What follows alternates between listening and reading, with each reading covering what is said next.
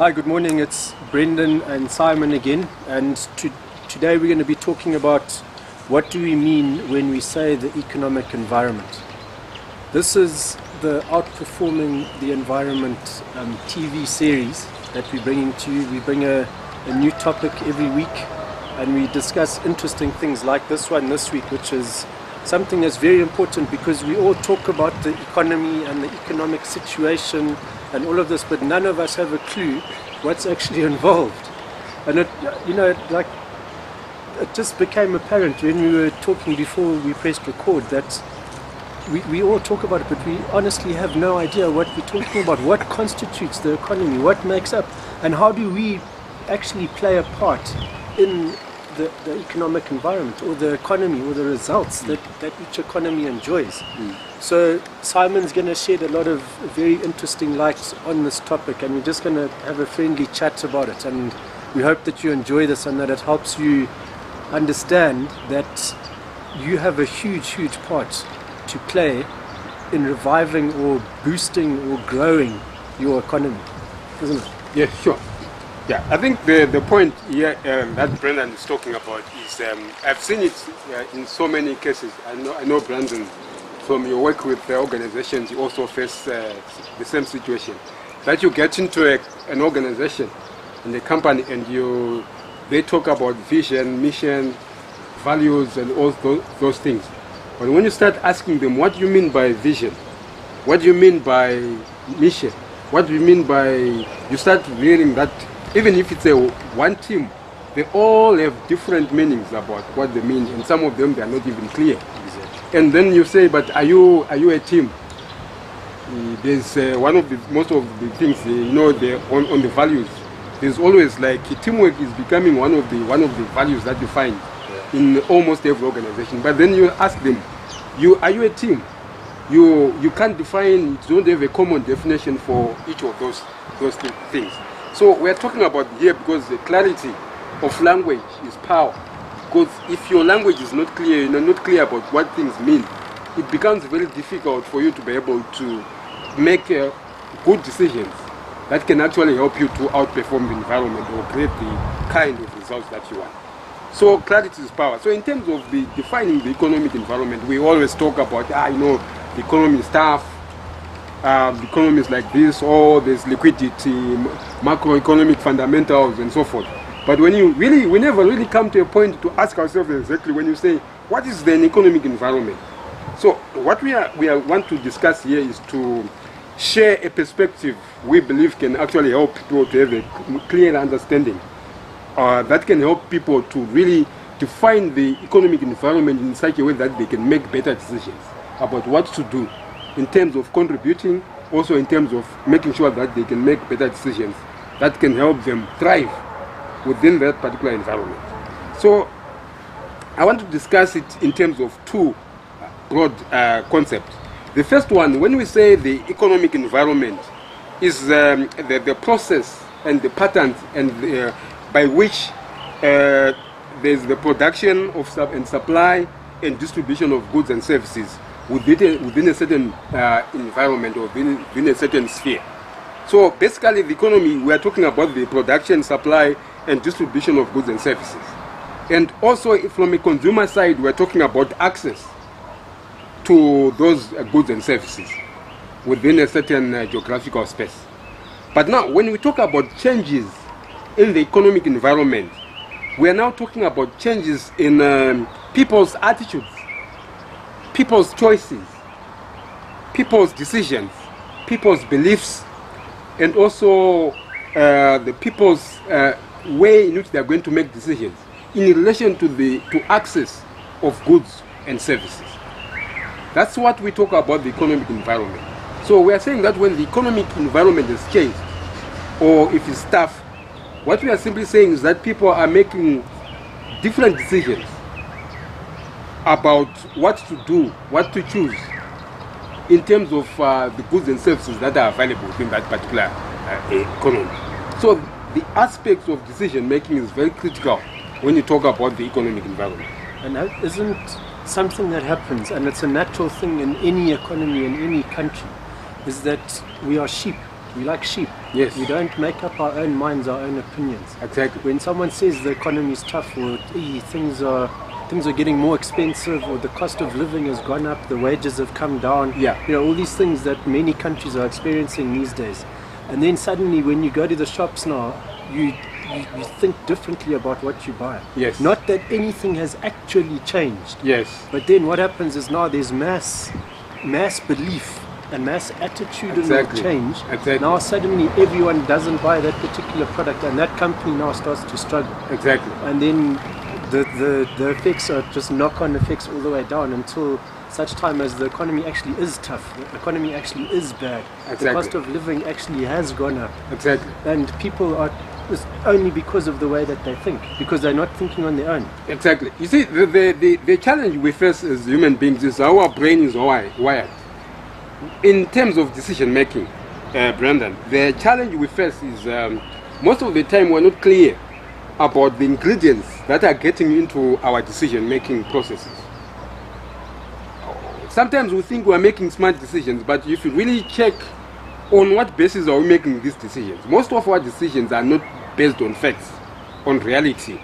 They are based on beliefs. And maybe 90% to 99% of the beliefs that we have, they are not based on facts. They are just beliefs which are propagated within the society. And somebody comes up with an opinion and we trust that person. The moment we trust somebody and he says something, we stop questioning whether what that person is saying is based on reality, on real facts, or is just based on opinion. So we begin to make those decisions, most of them not on reality, on facts, but only based on beliefs. And most of these beliefs will be either wrong beliefs or they'll be mistaken beliefs. That's where we have a problem, where sometimes when we look about the economic environment, we need to be very clear to seek out a finer understanding of what we mean. Otherwise, some of the things that we just parrot, something that comes from other people when they say the economy is tough. And then everyone is saying the economy is tough, the economy is like this. And we just buy the whole concept, line, hook, and sinker. And we like parrot sheep. Hey. Exactly. Yeah, like parrot sheep. You're talking the same talk, but not understanding any of it and following without thinking. Exactly. And the challenge that happens is these global beliefs, they will undermine opportunities, our capacity to see opportunities. For example, when we say the economy is tough, if we just take it from that global belief and we make decisions based on that global belief or global fact that the economy is tough, we'll begin to fail to see the opportunities. Even when the economy is tough, it doesn't mean that every economic sector is struggling. There are always opportunities within any economy. So, but for us to be able to see those opportunities, we must have the correct beliefs about the economy. We must have the ability to go deeper and get the intelligence so that we'll be able to make the right decisions. So the idea of looking at this whole economy, defining it in terms of people's attitudes, people's beliefs, people's decisions, and people's choices, gives us a clearer power to be able to see, to get in and see how these people are making. Because even in an economy which is tough, people are making choices. They are making decisions. They are buying goods and services. So if we get this kind of understanding, we're now able to dynamically shift our businesses. The problem that we have is also sometimes we fall in love with our current business opportunities. If it's what we call cognitive fusion, where you won't be able to separate yourself from the business. This is a common problem with most entrepreneurs. So for them now, they begin to make a decision on making the business that they are running survive. It becomes more important than having an opportunity to have a business that is thriving. So that is critical, because once the economy environment is tough, if you go and do this using your people's attitude, beliefs, decisions, and choices, you go in and do your assessment and you say, what new choices? Why are people not buying my product now? Which products are they buying? How much? That kind of information will give you a very sound decision-making basis on whether you have to stay within that particular opportunity or you need to shift your whole focus from that opportunity and get into another opportunity where there's more growth, there are opportunities for growth. So this is the whole idea that is critical, that the clearer we understand about the economic environment, the better we're able to make decisions, and also the better we're able to outperform that particular environment. Yeah, you see, I think you've hit a lot of very, very simple concepts there, but very, very important, because I, for one, had never thought of it like that, and it just makes so much sense that even in my own personal experience, recently our economy has been going through some tough times, and for quite some time this has been happening. So the general talk, the general atmosphere, the general societal belief is that things are bad, things are terrible. You cannot make money in this country. Yes. Now, for me, I'm a positive person. They call me Mr. Optimistic. Yes. My friends. Okay. And because I like to always see the good in every situation. So for me, I've refused to not see the potential in our current Zimbabwean economy. And because of that, I have managed to find amazing opportunities. And one thing that is a good measure of the performance of an economy, and I learned this from my mentor in Australia. He told me that a good way to measure it, and a very simple way, is to look how many cars are parked outside coffee shops and restaurants during meal times. So if you drive around wherever you live and you see that the coffee shops are full, the restaurants are full, and you think that the economy is bad, you're speaking to the wrong people. Change the people that you're talking to about the economy, because if there's people spending money in those areas, there's money around, and there's always going to be the haves and the have-nots in every economy. And throughout history, it's always been this way. So what we need to understand is, during every economic depression or every economic downturn, there are businesses that come from nowhere and become super businesses, power businesses in whichever industry. So those are the ones you need to speak to, those business leaders, the guys in management and above, or anyone in those businesses. Those are the ones we need to talk to, because they have the idea. They have the leadership in those businesses that is demonstrating to them that they control the environment by the way that they think, by determining their attitude, by making the right choices, by thinking growth, not survival. Because like we've mentioned in previous videos, and it will come up every single time, I think, there's no such thing as surviving in business. You either grow or you die. And it's very important that we understand that. If we're going to outperform our environment, the only way to do it is by growing bigger than it. Yeah, you see, we come back again to what you have been talking about. Clarity is very important. When you hear some of these things being talked about, the one common blunder that I've seen in our thinking is not being able to differentiate between what we call the global economy and the personal economy. These are two different concepts which are very, very critical. So even within the broad economy, which is tough, you also need to think about your own personal economy, because your personal economy is always smaller than the global economy.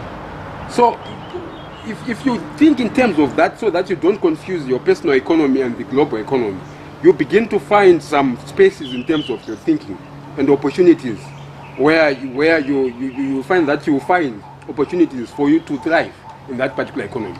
Let me give you a clear example. If you are in an economy which is, let's say, a $100 billion economy, and you hear that the economy is struggling, what you need to think about is, this is not your personal economy, it's a global economy. Think about your personal economy. What's your goal, your financial goal? Is it 100 billion, or is it 1 billion, or is it 1 million, depending on where you are? So if you say you're in a $100 billion economy, and you know that in 5 years, my personal economy I should have 2 million. That means that in that $100 billion economy, if you are using what we are saying here, your intelligence, not just your beliefs, you honestly should be able to see opportunities within that particular economy that are able to give you a 10 million personal economy from which to build your $10 million economy in a $100 billion economy. So this is a very, very important aspect, because what normally happens is when we hear that the economy is tough, it's underperforming, we translate everything into our personal situations, when we are not supposed to do that. Because even if we were in a $5 billion economy, if you set a modest goal of having a $200,000, $200,000 a year business in a $5 billion economy, that is doable if you actually identify the correct opportunities. So this is very important, because if we don't understand exactly what we mean by the economic environment, we actually get into a serious problem in terms of muddled thinking, where we begin to get confused and we can't find any option to outperform the environment.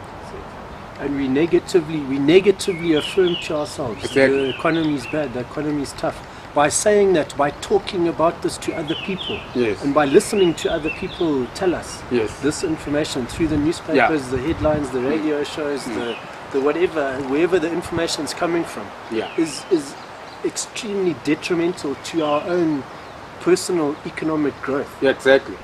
But people don't place enough emphasis on that, because they think it doesn't matter. The thing is actually bad. Yes, the economy may actually be bad, but if we focus on that, that is all that's going to happen. Exactly. If we get the mental ability, the power, and I'm not talking airy-fairy stuff here, I'm just talking about how if we focus on the solution rather than the problem, we become part of the solution rather than contributing to the problem. Exactly. And this is a big concept that I hope the viewers will get from this, that we must move away from being problem oriented to solution oriented. Exactly. Otherwise we are never ever going to be anything but part of the problem. Exactly.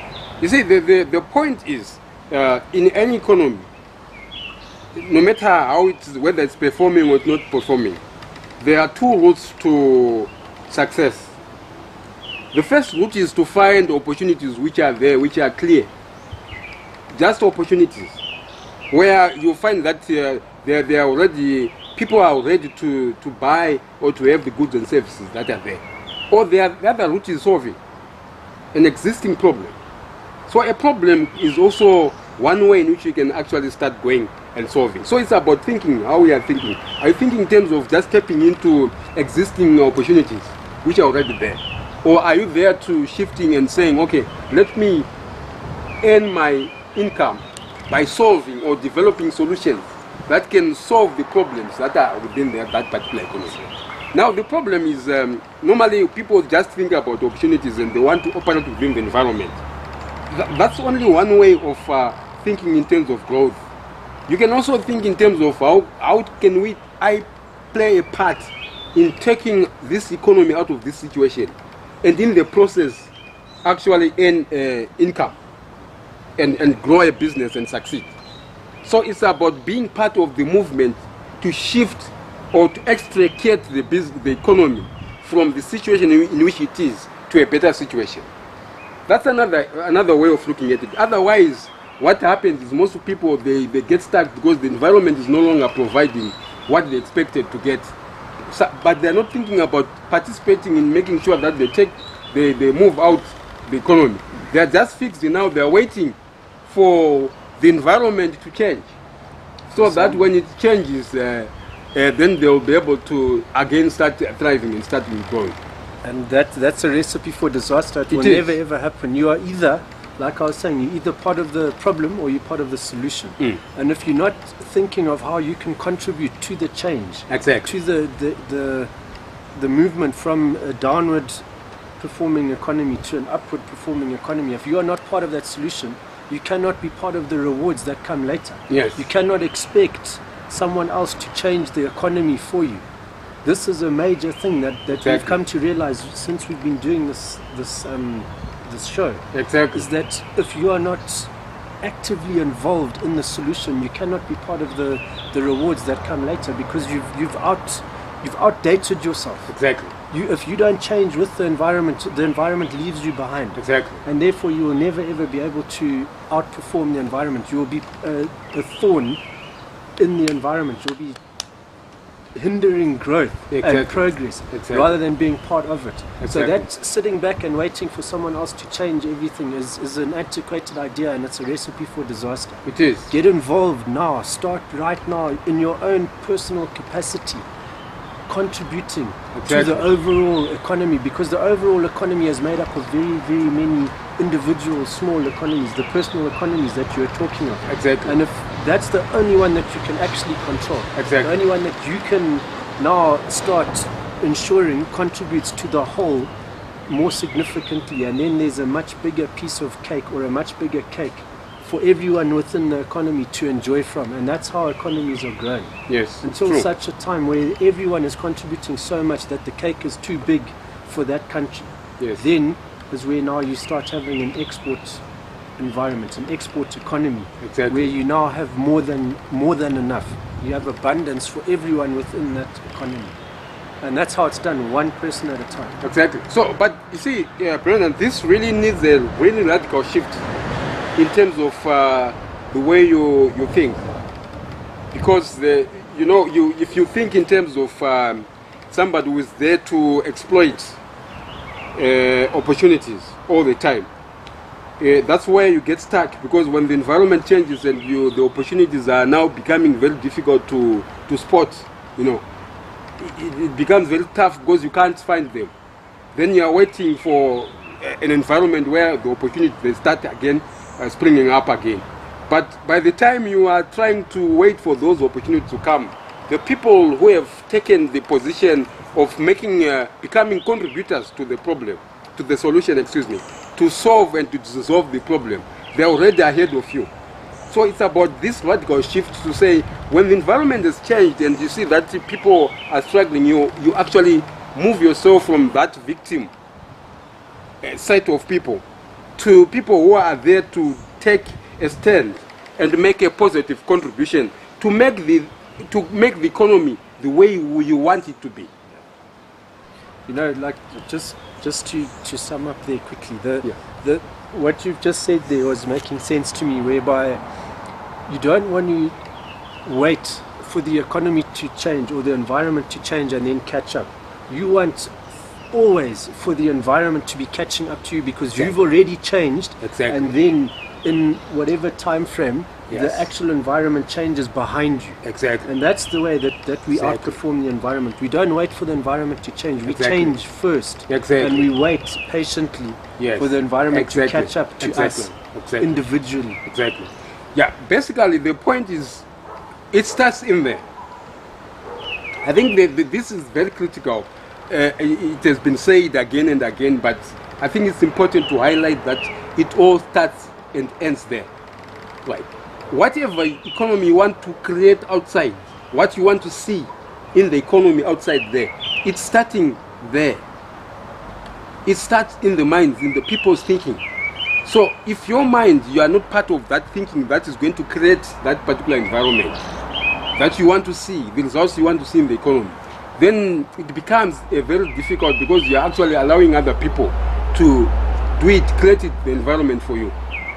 So they will create the environment maybe that will make themselves successful, but it will not make you a success, because you are not part of the mindset or the minds that is contributing to creating that environment that you want.